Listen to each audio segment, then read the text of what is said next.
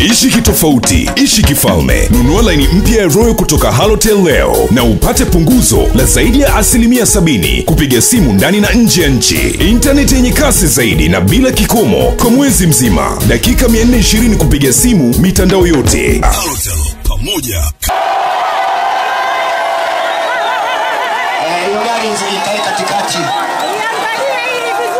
Hatimaye kilio cha wafanyabiashara wa mnada wa kila Jumapili wa Mlandizi Kibaha mkoani Pwani pamoja na madereva wa daladala zinazofanya safari kati ya Mbezi Mlandizi kimesikika na kupatikana ufumbuzi baada ya Waziri wa TAMISEMI Selemani Jafo Machi 11 mwaka 2019 kutoa maelekezo kuwa waendelee na utaratibu kama ilivyokuwa awali.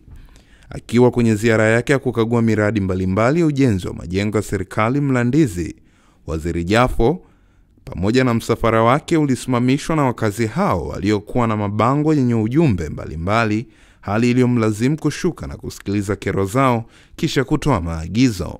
Ni kama yafuatayo. Jambo la kwanza, ajenda ya soko lile.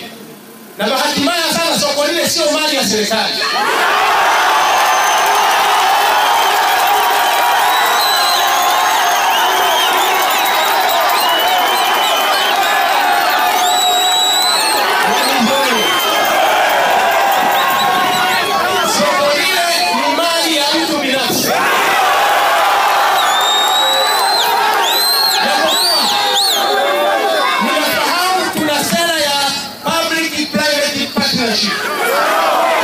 Lakini sera hii lazima walaji na wahusike 100%.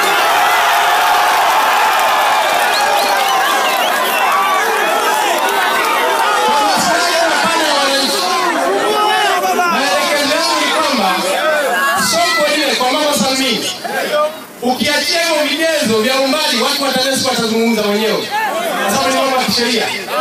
Lakini kama kuna watu wanataka wafanye biashara, wawe huru kufanya biashara kwa mikataba iliyowekwa.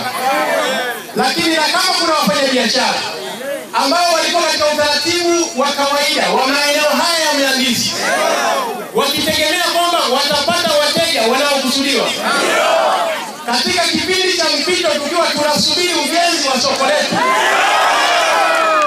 waacheni wafanye biashara.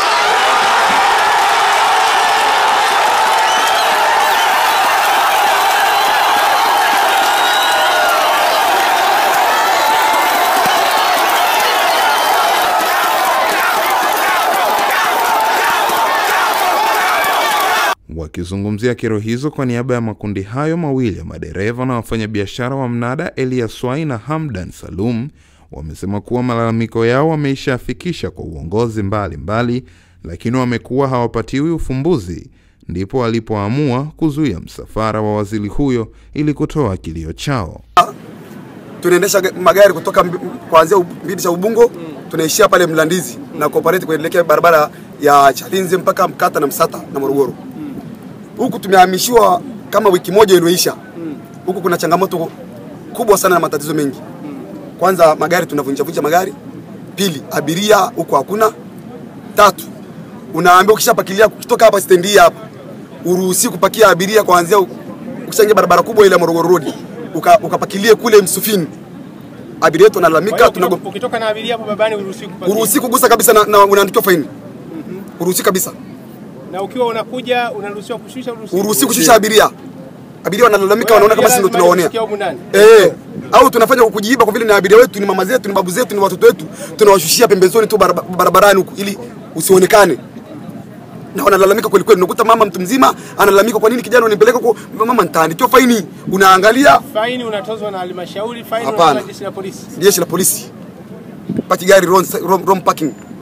Tuna kero kubwa kwa sisi wafanyabiashara ambao tunamjaga hapa kila nyumba.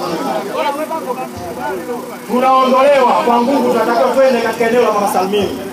Wakati hapa ndio eneo ambalo linaendana na biashara zetu. Kero zetu tumezichukua, tumezipeleka sehemu mbalimbali. Mwisho kabisa tumezipeleka kwa mheshimiwa mbunge Bwana Abudi. Lakini wafanyabiashara walikuwa hawako tayari kwa lolote, wako tayari kufa hapa. Mheshimiwa Abudi akatuambia subirini, kero yenu leo ifanyia kazi. Tunakushukuru mheshimiwa.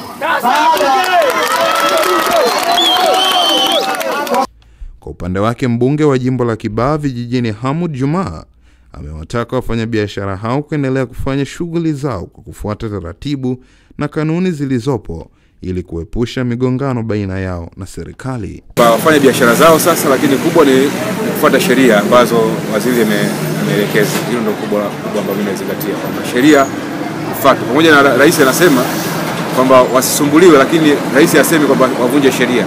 Waangalie, sababu sheria zipo na sisi tutaangalia sheria, watapangwa katika mpangilio mzuri. Kwa hiyo kubwa, wito wangu wananchi wafanye biashara sasa ili waweze kujipatia kipato, lakini kubwa kwamba sheria lazima zifuatwe.